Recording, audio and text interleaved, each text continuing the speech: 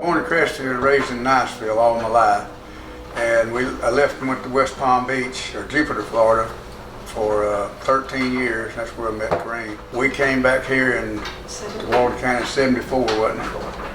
And that's when we went to donut business. That was not a great thing. I mean, we did good, pretty good in it, but we finally got out of that, and I went back into construction. Well, we came back up here, and I ran around with a lot of people in the music business, but I never got into it really.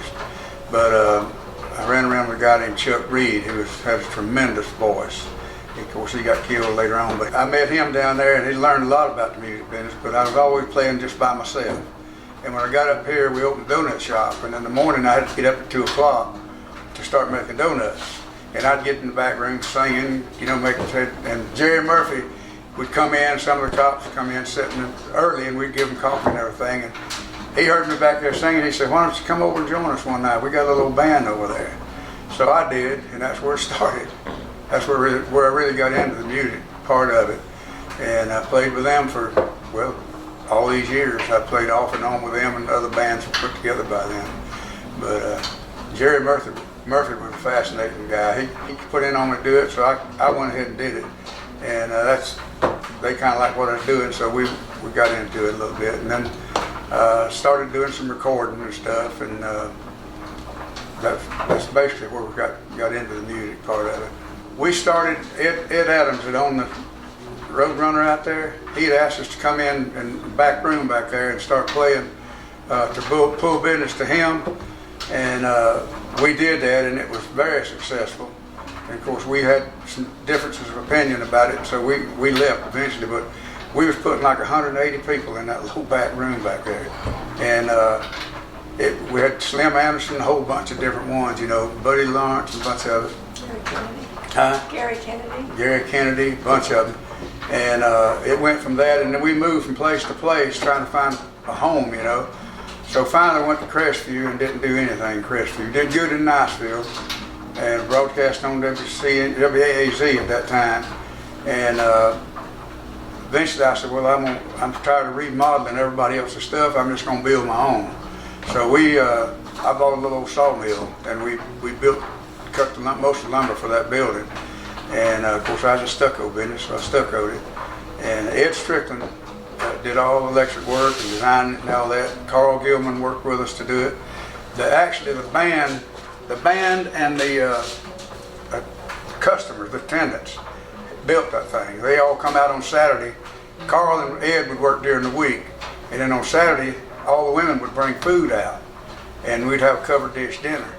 And we'd work and eat dinner, and then the food was so good, they made us Panhandle Opry cookbook, and we're selling it everywhere. We put the roof on that thing in one day.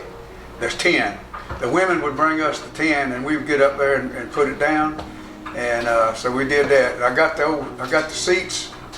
I was doing a job at Eglin, at the old Eglin Theater, where they used to let us civilians come in there sometimes to the movies. And they was taking all the seats out to make a kind of a lecture type thing out of it. And they was giving them to churches and stuff. So Living Lord was the contractor, and I said, Living, I need some of them seats. He said, well, you're going to have to buy them. But he gave them to me so cheap, I couldn't afford not to get them. So me and Ed Strickland went down and got them and put them in there. And they've been there ever since. That was a real plus for the show, because we were using chairs. But it's really worked out good on that. But when I first got in office, Ron, you could build 32 units in Walton County, an acre on anything down there. We got it changed to, and the thing is, even then, I forget what real estate company that was. It come up and brought a bus up right around. They had 2 or 3 salesmen working, and they couldn't keep them busy.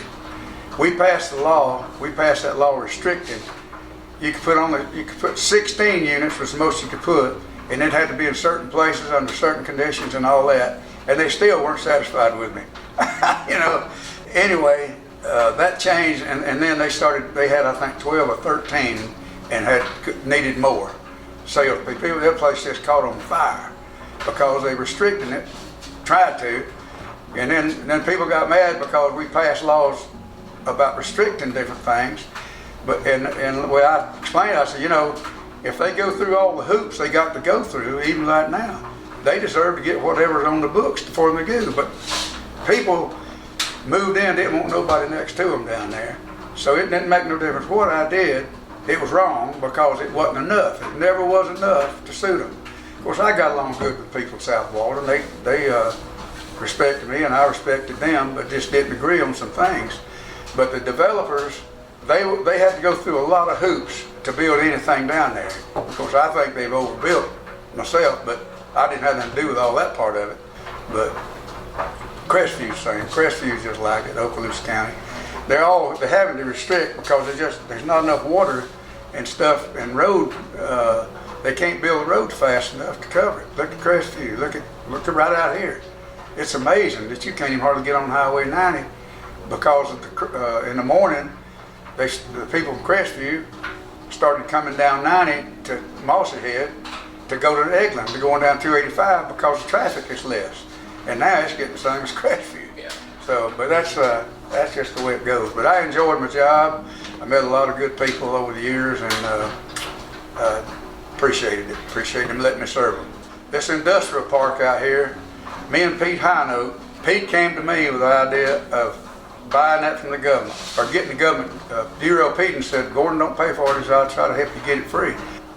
We finally wound up with it, with the land. I wasn't in on the final deal of it, but that Pete Hinote, it was his idea to build that industrial park. They ought to name it after him, if nothing else, but that was the situation with that. And then they finally got the school in Mossy Head, and basically that's it. I started building those, trying to design a concrete bridge. We were building wooden bridges out of pressure treated wood and stuff, creosote, and they just wouldn't last. And the big timber trucks and everything.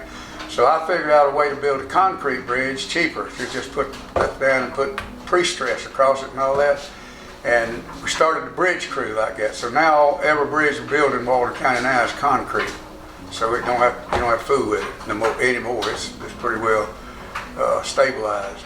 And as far as the garbage situation, we did put it out like that, and it raised so much money that it raised more than enough to take care of the thing. Now everybody's got, I say, free garbage pickup. They're paying for it, but most of the payment is coming from out of state and out of county. But it saved the county millions of dollars. So we came out better doing that. And